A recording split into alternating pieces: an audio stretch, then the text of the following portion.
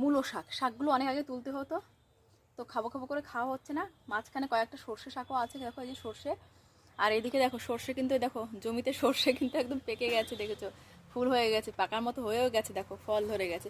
তো যাই হোক, মজা করে লাভ নেই, তুলতে এসেছি শাক, আর শাকগুলো তুলে নেব।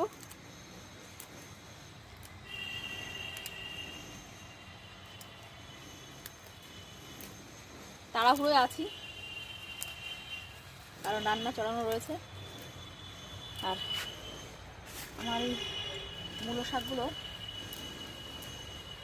বেশ বড় হয়ে গেছে, এগুলো খেয়ে ফেলতে হবে। এখানে আবার টকটাতে আবার অন্য শাক দেবো। এটা মূলো হবে না আমি জানতাম, কারণ দু একটা মূলো হবে, বাকিগুলো আমি তুলে ফেলবো। তো এখন আর আমার টাইম নেই বলে এইভাবে তুলে নিয়ে যাচ্ছি, একদমই সত্যি টাইম নেই।